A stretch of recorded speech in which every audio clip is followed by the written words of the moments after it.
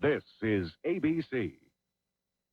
Good evening, I'm Lori Shell from Arlene Speed. Good night, Chris Hunt. Coming up on News for the Heartland, the federal government is thinking about shutting down 86 military bases to help cut the federal deficit.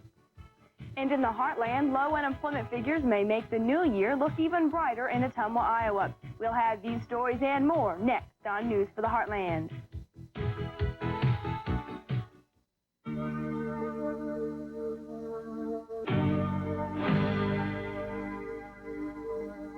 I'm from a town where things are as good as they come, and it's pictured in my mind just as clear as the midday sun. Now I'm out here in the darkness, and the rain is coming down.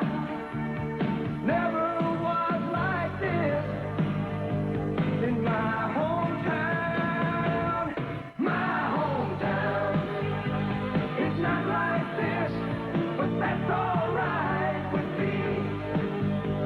See, I'm out here from my hometown, 'cause freedom isn't free.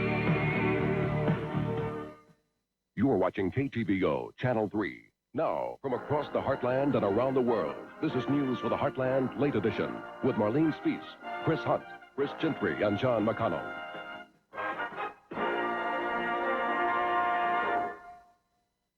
Good evening, thanks for joining us. If you work at a military base or know someone who does, our first story will interest you tonight. A commission wants the U.S. government to shut down 86 bases across the country, partially close 5 others, and realign another 54. The commission reports this move will save more than $5.5 billion over a 20-year span. We're going to have to acquire larger tracts of land. Many of the present bases are limited because they've been surrounded by large urban areas, and their effectiveness have been destroyed. The commissioners do say there will be jobs lost in nearby communities, but they do not expect the impact to be severe. It will probably take Congress and the Secretary of Defense until spring to decide on the proposal. Rescue workers are searching for 7 missing crewmen of a cargo ship that sank off Nantucket. The Coast Guard has rescued 4 crew members, although 1 later died. The ship went down in rough seas last night. Survivors say the cargo shifted and ripped holes in the sides. High winds and seas are hampering efforts by the Coast Guard, Navy, and Air National Guard to find any other survivors. 1 lifeboat was found this morning, but the only man on board was dead. 2 Israeli helicopter gunships attacked the Shiite Muslim militia base tonight, injuring 8 militiamen. The rockets hit the base in southern Lebanon. The Israeli army says the hit was not in retaliation for Palestinian guerrillas trying to infiltrate into Israel yesterday. The attack took place about 9.5 miles north of the Israeli border. The raid hit a 4-story building believed to be a command post. Israel says both helicopter gunships returned to base unharmed after completing the mission, the 25th Israeli air raid this year. 2 children are free tonight after being released by their Palestinian kidnappers. The 2 French girls arrived in Benghazi by boat and were turned over to Libyan authorities today. The girls had been kidnapped and held in Beirut, but were apparently put onto a plane to Libya yesterday by their captors. Their mother is still being held. French authorities went to Libya later today to pick up the girls. The Fatah Revolutionary Council, which is run by Abdul Nidal, says they kidnapped the girls because their mother was spying for Israel. Now that officials know it was a bomb that blasted Pan Am Flight 103 out of the sky, investigators are trying to find out who put the bomb on board and how. Authorities are not ruling out the possibility of a simple, non-political criminal act, but they are working on the assumption that the bombing was a terrorist act. In the aftermath of the tragedy, U.S. airlines are beefing up airline security. In London, police officers armed with machine guns are guarding the airport terminals used by Pan Am and TWA.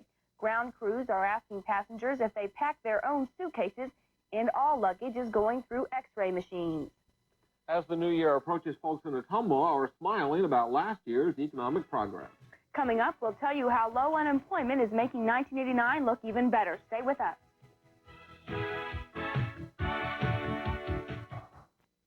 This Christmas, you've got the partridge for the pear tree, 2 turtle doves, 3 French hens, 4 calling birds, the maids a-milking, but you need 5 golden rings? America's Diamond sells them for 50 to 75% off the suggested retail prices found at the big retail chain stores. We're manufacturers. The retail jewelers who buy from us like our jewelry so much that they double or triple our wholesale prices and sell to their retail customers. But you can buy direct from America's Diamond and save 50 to 75% every day.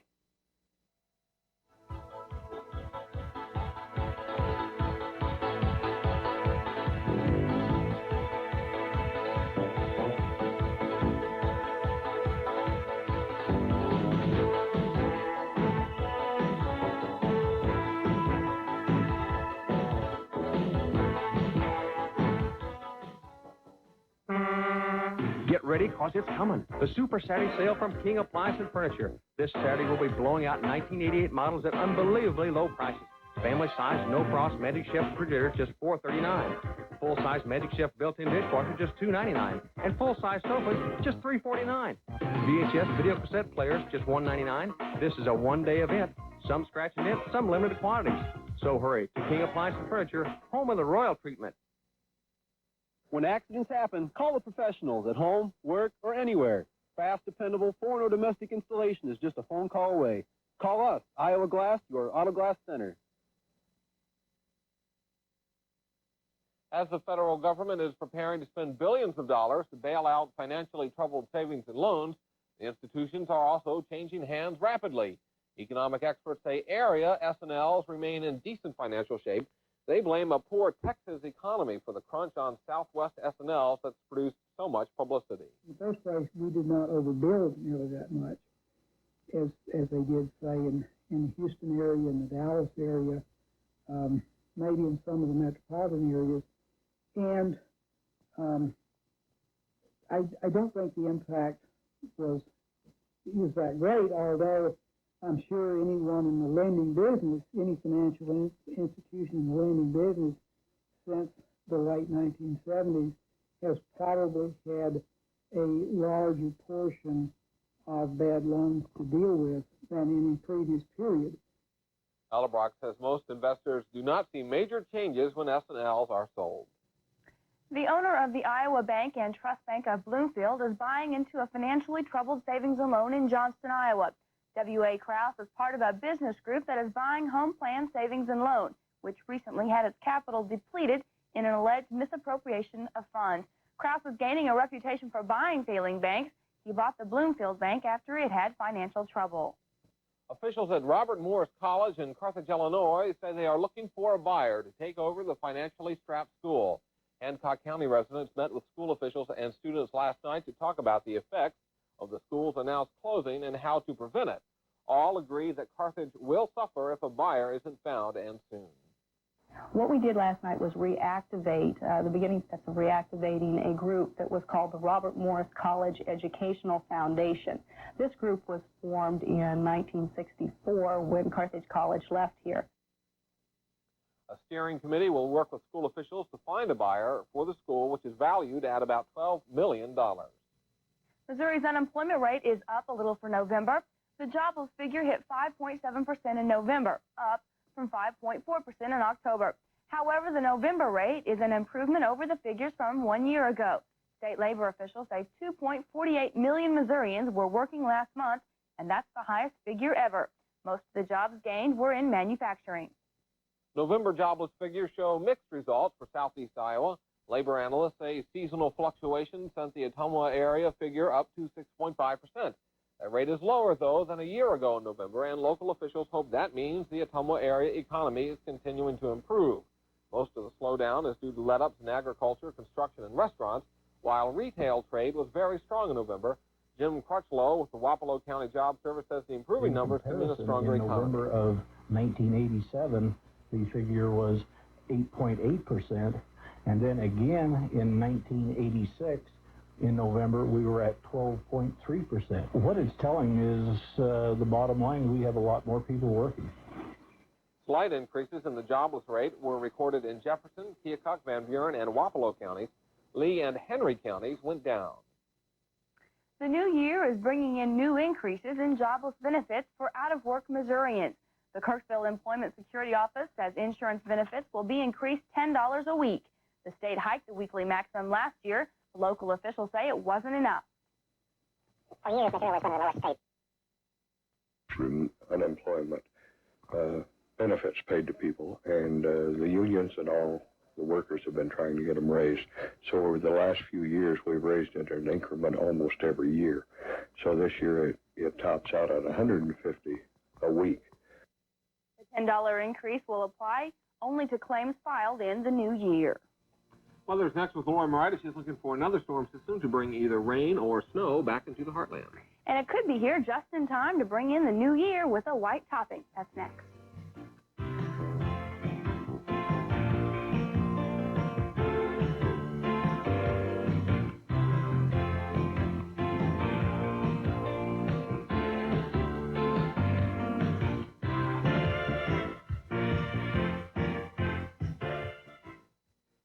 At Taco Bell, we're giving you something for next to nothing.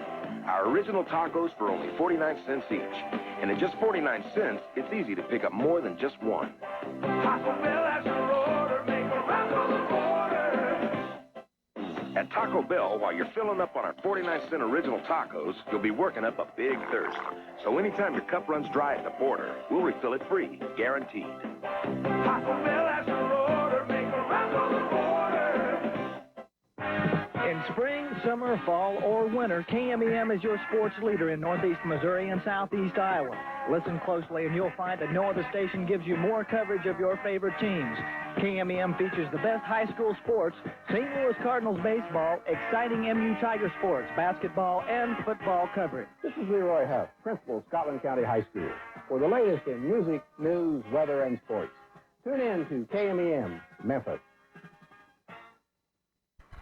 It looked like everything was fine.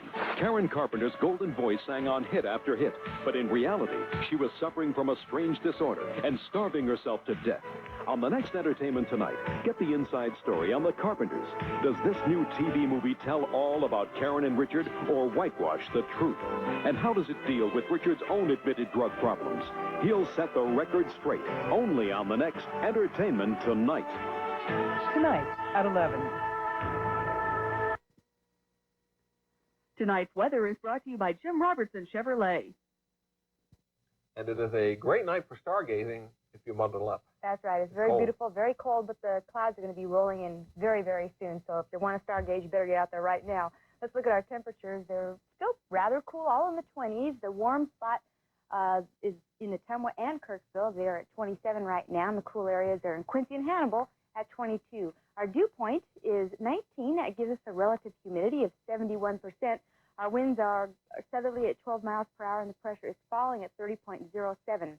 We had no precipitation anywhere in the heartland in the last 24 hours, but boy, we hit some cold, low temperatures down to 4 degrees in Quincy, 9 for Ottumwa, made it to 12 for Burlington and Kirksville, and our highs ranged from 27 in Quincy up to 36 for Kirksville. Now, a major winter storm system is moving off the Pacific Northwest right now, and that brought some very nasty weather up there. It was wet and windy, had some heavy rains along the coast of Washington and Oregon. Up in Astoria, Oregon, they had a record rainfall today of 2¼ inches, and they're still counting. That record's going to go up even more. There's a winter storm warning in effect for the northeastern mountains of Oregon and also the central and western mountains of Idaho for tonight. And there's also a snow advisory in effect for tonight and tomorrow for the Oregon Cascades, where they could get over 6 inches of snow up there. Along the Lake Tahoe area, which is along the California-Nevada border, they're expecting 2 feet of snow by Saturday morning, and that's after getting 36 inches of snow just last week. So they're going to have a lot of snow on the ground. Going into our north-central section of the satellite picture, you can see mostly clear skies right now over the heartland, but as a low-pressure system is drifting closer, you can see this band right here of cirrus clouds that is moving through the area, now moving away a little more, but we still do have clouds covering the southern half of Missouri. To the north of us, there's an upper-level disturbance that is creating clouds into the Dakotas, Minnesota, and Wisconsin, and they've got a few light flurries going on there along with that upper-level disturbance. Close-up view of the heartland, we do have some southerly winds that came right on back, and so that warmed us up just a few degrees. The winds are a little stronger now than they were a little while ago, and here's our wind chills. Feels like it's 0 degrees in Ottumwa right now. Feels like it's 4 in Burlington, 3 in Quincy, and 8 degrees in Kirksville. Quick look at our national radar summary, and not much going on in the way of precipitation across the country, except, of course, off the coast of Oregon and Washington, and a little bit down around the coast of Louisiana and eastern Texas. On our surface map here is the high pressure that was over our area, now over the Ohio Valley. That'll move off the northeastern coast by tomorrow, and we will be between two systems by tomorrow. To the north of us, we have that upper-level disturbance that could bring some snow to parts of Minnesota and Wisconsin tomorrow. And to the south of us, we have an impulse that is going to create some rain down just to the south of us, but it looks like we're going to be dry enough in our area that the chances of precipitation really aren't enough to even mention, although they could see some freezing rain in southern Missouri. Then by Saturday, a storm system that's working out in the northwest is going to drop to the southwest and eventually make its way across the plains, and that's going to give us a chance for some snow by late Sunday and Monday. Our lows tonight, we're going to be in the upper teens and low 20s for the heartland, and our highs tomorrow will make it up to the 30s because of those southerly winds. Let's go to our forecast. For tonight, we will begin to see some increasing cloudiness. It won't be quite as cold, although still cold, with a low between 18 and 23. Winds will be out of the south at 10 to 15 miles per hour. Then tomorrow, partly cloudy with a high in the mid-30s, winds south at 10 to 15. Tomorrow night, we'll have fair skies with a low between 18 and 23, winds out of the southwest at 10 to 20 miles per hour. And then by Saturday, it'll be partly cloudy with a high 35 to 40 degrees, and winds will be out of the west at 10 to 15 miles per hour. So again, a chance for the snow comes on New Year's night, I guess you'd say, into Monday. And for an end-of-the-year forecast, that's not too bad. No, not at all. And we certainly need all the moisture we can get at this point, too. Okay, thanks, Lori. Okay. All right. Chris, in the markets tonight, soybeans are lower and grains mixed, with slaughter cattle prices little changed. Here's a look at today's closing prices.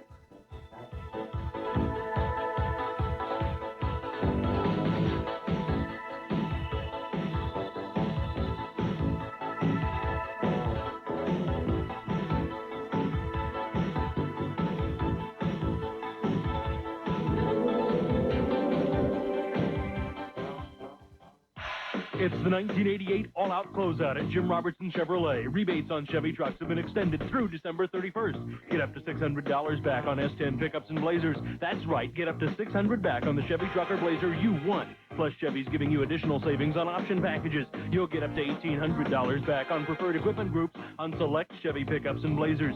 Don't delay. Get to Jim Robertson's now for the 1988 all-out closeout. Jim Robertson Chevrolet at the top of Kirksville.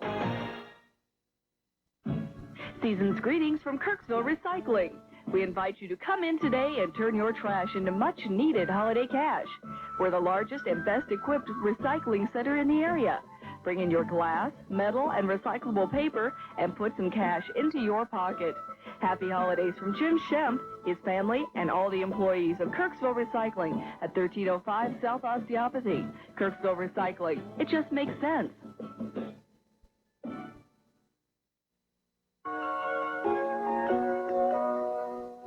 Millions of Americans do it every year. They get behind the wheel of a car after they've been drinking.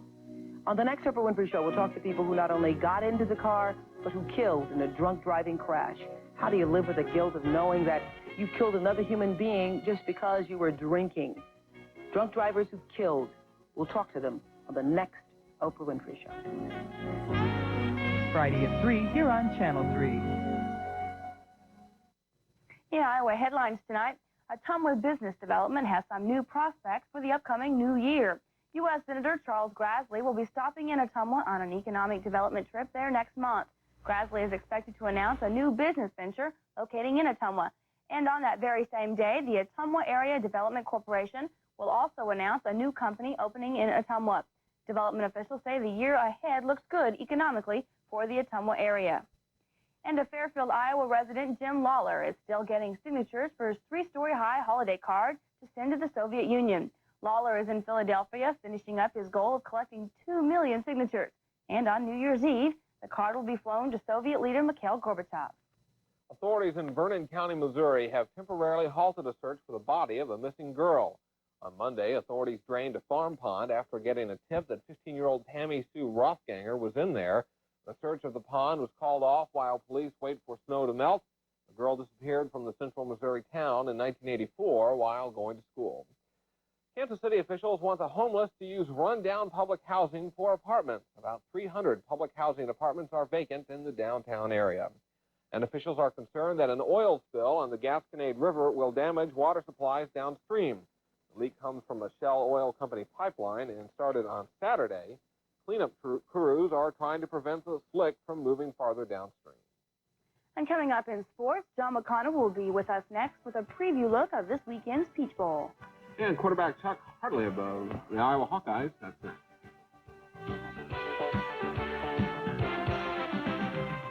Don't miss this one-of-a-kind distributor warehouse distress sale beginning Thursday, December the 29th at Tarkham Furniture in Kirksville. We have bought out a complete warehouse of distress and overstock merchandise, and we're bringing it to you. Yes, you at 50 to 60% off regular price. This overstock three-piece sofa set regularly $12.99, now just $5.99. Purchase this recliner for just $59. Plus save on microwaves, computer desk, entertainment center, sofas, bedding, and rockers. That's the distribution warehouse liquidation sale at Tarkham Furniture and Carpet, located on Lincoln Square Shopping Center in Kirksville.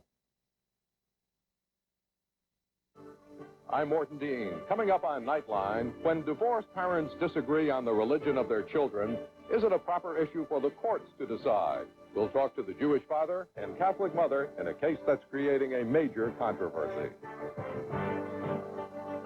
The winter buyer's forecast from Arledge Auto Plaza. The Arledge Goodbye 88 celebration will save car and truck buyers thousands of dollars. We'll beat any dealer's price or pay you $600 cash. You can say goodbye 88 with a new General Motors car or truck and save thousands on rebates and option packages. Select from more than 200 new cars, trucks, and vans. Recommendation, buy now. Arledge Auto Plaza, north of Westland Mall, Burlington. Kirksville needs you. Now is your chance to make a difference. Project 2000, our grassroots citizens organization, needs new members. For just $1 a week, $52 a year, you can help promote growth and development in Kirksville and the surrounding area. I urge you to consider joining Project 2000. It is through your support and participation that positive things can happen in this community. $1 a week isn't too much when you consider the benefits to you, your children, and your children's children. Project 2000, you can make a difference. And, John, a good way to bring in the new year is with food and football games, bowl games. They go together, you're right. Iowa takes on North Carolina State in Saturday's Peach Bowl. A lot will depend on how well quarterback Chuck Hartley performs. Hartley had knee surgery just 5 weeks ago. Eric Nelson has a report on the Hawks from their Peach Bowl camp down in Atlanta. The Iowa Hawkeyes have been on the run all week here in Georgia. They've bounced around Atlanta attending various Peach Bowl functions. But the Hawks also managed to squeeze in some practice time Wednesday at a suburban Atlanta college. If I had one bad thing to say about the Peach Bowl, they're too highly organized. We have such a demanding schedule going from one event to the other, we don't have time to get a breath. You really don't have a lot of free time, so there's a lot of functions that have the same meaning as the ones we've been to in San Diego and in L.A. So I think it's probably one of the better bowls I've been to. One of the big questions in the Hawkeye camp is, will this be a battle of wounded knee? Quarterback Chuck Hartley has had a history of knee problems in the past. Coach Hayden Fry wouldn't talk about his injury, but he did come close to giving Hartley the clean bill of health. I've never had a greater competitor in my college coach career than Chuck Hartley, but if he had to play on his knees, he played. I've had a great 5 years at the University of Iowa. It's the 5 years I've had in my life, and to know that this is going to be the last time I'm going to put on the Hawkeye uniform, it just gives me that much more incentive to go out and have a great one. Starting Hawkeye cornerback Keaton Smiley won't be playing in the Peach Bowl. In fact, Smiley's been dropped from the team by Fry. Fry says it's not a disciplinary reason, but Smiley is back in Iowa City. Smiley, if you remember, went through a lot of legal problems last year when he faced charges of assaulting an Iowa volleyball player and spent 45 days in jail. Illinois and Florida meeting tonight in the All-American Bowl down in Birmingham, Alabama. The game's late in the fourth quarter, and the Illini and Gators are all deadlocked at 7-7. The other bowl game out in Anaheim, California tonight, the Freedom Bowl. That's in the third quarter. Colorado leading Brigham Young 14-7. Mike Ditka, who led the Chicago Bears to their fifth straight NFC Central Division title, has been named the NFL Coach of the Year. A strange season for Ditka. He suffered a mild heart attack at midseason. Missed just one game, though, before resuming his coaching duties. Injuries forced Ditka to shuffle his players all year. Jim McMahon, Otis Wilson, Richard Dent, William Perry, among others, have been out much of the year with injuries. Through it all, the Bears continued to win. They'll host the Eagles in a playoff game on Saturday. The other NFC playoff game will be Sunday when the Vikings travel to San Francisco to face the 49ers. Vikings are a wild card team, and after a win over the Rams at home, it'll be on the road the rest of the way for Coach Jerry Burns and Minnesota. Well, Well, you know, it has a tendency to, when you take your team out of town and put them together, it seems to create a very favorable morale as far as your squad's concerned. And it also makes a particular emphasis on the game and the preparation for the game. So we're happy we're here. We're looking forward to playing the 49ers. Is it a long wait now? I mean, does it lengthen those road trips? I mean, something that you do all season long? Well, you know, there's a lot of teams are back home and packing up their Christmas boxes, and they're not even playing anymore. So we're happy to be here. We've got work to do in preparation for the 49ers. They're an excellent football team, and this is where we want to be. Also in football, quarterback Boomer Esiason led the Bengals to one of the best records in football, was named the league's MVP today. With Esiason at the controls, the Bengals finished the regular season at 12-4. A big turnaround from their 4-11 record of a year ago. Esiason passed for over 3,500 yards and 28 touchdowns during the regular season. College basketball tonight, Victor Alexander had 23 points to lead Iowa State to a 99-73 win over San Francisco. That's in the consolation game of the Cactus Classic in Tempe, Arizona. Top-ranked Duke easily won over Cornell 94-59. Number 2 Michigan bounced back tonight, beat Holy Cross 100-63. Oklahoma, without Stacey King, still won easily tonight, 128-80 over Texas A&M. Quincy College lost their first game of the year up at the Marshall Tournament in Michigan. Albion College edged the Hawks by 1, 75-74. And in wrestling, the Iowa Hawkeyes have the lead after 2 rounds of the Midlands Championship in Evanston, Illinois. They're ahead of Penn State. So that's what's going on tonight. A lot of different things happening. Wrestling, football, basketball, it's Right. everywhere. Everywhere. Okay, thanks, John. Chris? Lori, when we come back, it's time again for the Couch Potato Review. And tonight, Emmett Strode says Nightmare on Elm Street gives video reviewers bad dreams.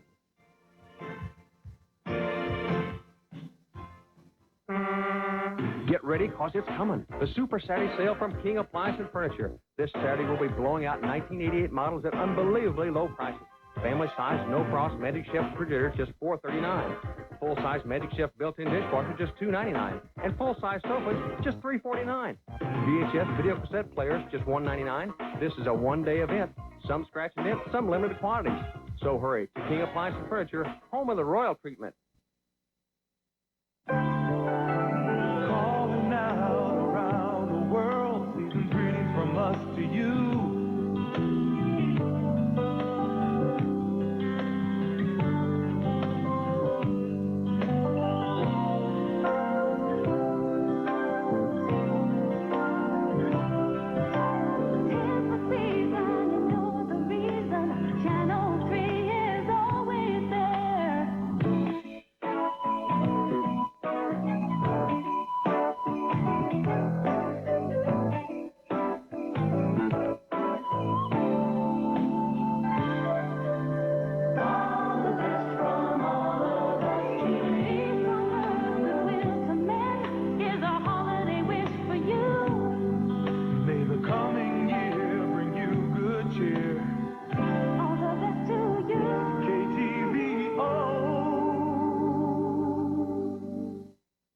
And finally tonight, one of Fieldham's least lovable characters is back, and he's on videotape. And Emmett Strode says this latest video release isn't very lovable either. He is back, and he's badder than ever. Yes, it's Freddy, Nightmare on Elm Street 4, a videotape that 13-year-olds with hormone problems and potential mass murderers are sure to find entertaining. Like many responsible adults, I avoid movies with numbers in the titles. Films like Friday the 13th, Part 46, or Revenge of the Ninja Ghost Dwarves, Part 19. But some almost irresistible force, my 13-year-old, drew me to Nightmare on Elm Street Part 4. And I must admit it does have its moments. Some of the special effects are very good.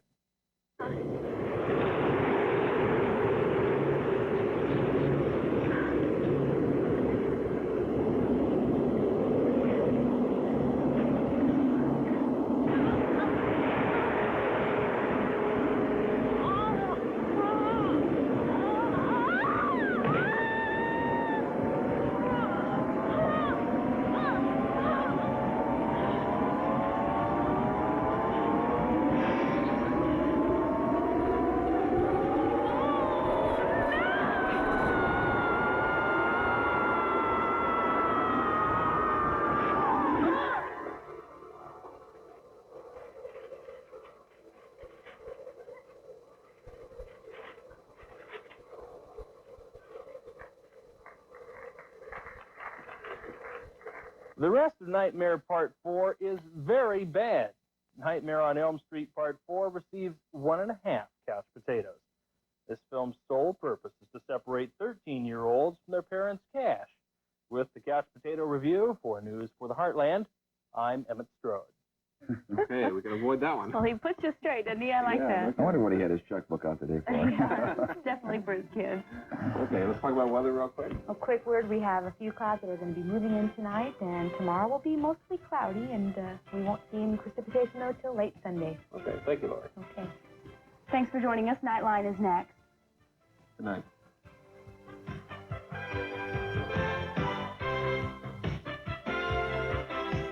Tomorrow morning at 7:23 and 8:23, turn to Channel 3 for the news with the Heartland Morning Reports.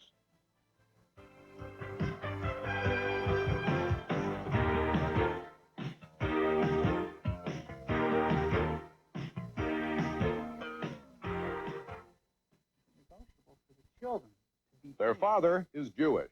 Their mother is Catholic. Following their parents' divorce, a judge ruled that these children must live with their mother, but be raised in their father's faith. Good evening. I'm Morton Dean, and this is Nightline. Is it a custody issue alone, or an issue of religious freedom? I don't know if I am permitted by court law to say grace or worship God the way that I know God in my own home. And should it be decided in the courts? We'll talk to both parents tonight.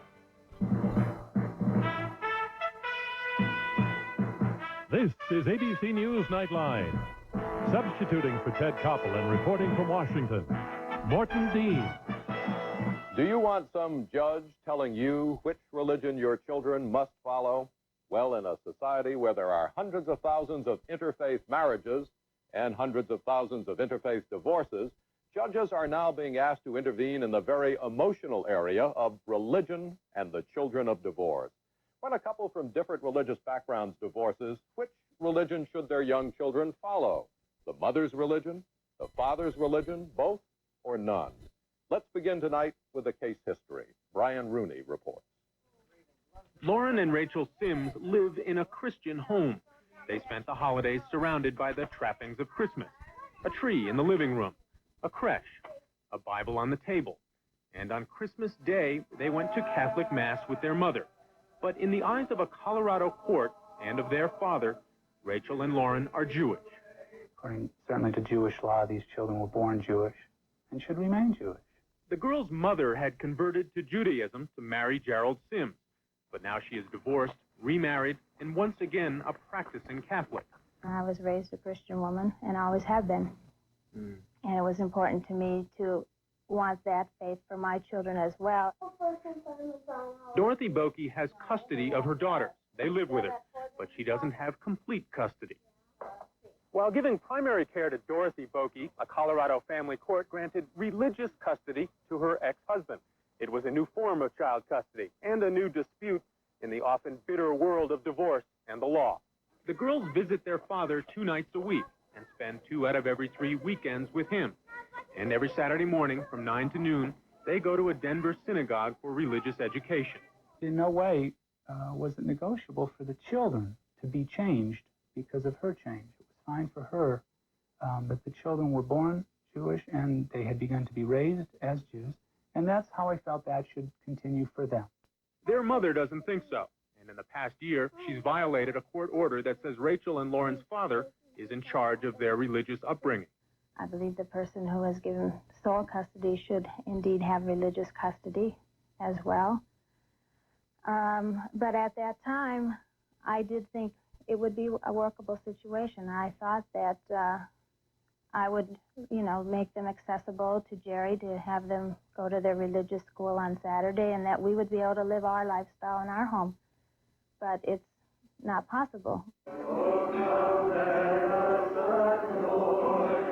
Dorothy takes the girls to church at Christmas and Easter, with no objection from her former husband. But when she began taking them to daily Mass, he complained. The court held her in contempt and threatened her with jail if she attempts to indoctrinate her daughters with Christianity.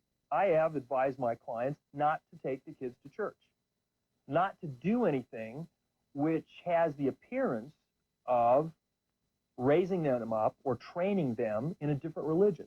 The kids can attend church as per the order, twice a year, on Easter and on Christmas.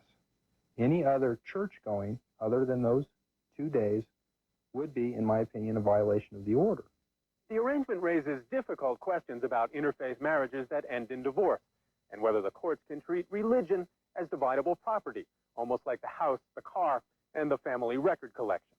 It doesn't seem to me reasonable to take the notion of custody and split it up into such a vast array of different parts. If the court had said the physical, spiritual, emotional, educational, psychological custody rests with the father, I would have no problem with that at all. Vice versa, if it had gone with the mother. Is it fair to take a child who has been given one worldview, good or bad, and then transfer that child into another religious setting and say to that child, now you should be believing this worldview? At the ages of 5 and 7, the girls don't have anything to say about the court decision that was intended to keep them in the religion in which they started. But Dorothy Bokey and her new husband, David, say the religious custody arrangement interferes with their religious freedom and their constitutional freedom of association. I don't know if I am permitted by court law to say grace or worship God the way that I know God in my own home. I guess I believed at that time that we would expose them to both religions and at a later date let them choose. But I see now that this does not work. In this case, the court effectively chose a religion for the children by assigning religious custody to their father. But it was not a question of one religion being better than the other. It could have been any two religions. I don't feel that a court in a dissolution setting or other setting is in the right position, can properly make those types of decisions that touch and concern people's lives in the area of religion. You can choose to raise your children with no religion. You can choose to raise them any religion you want. It's part of the family. Unfortunately, in divorce, the family becomes part of the court, and it intervenes.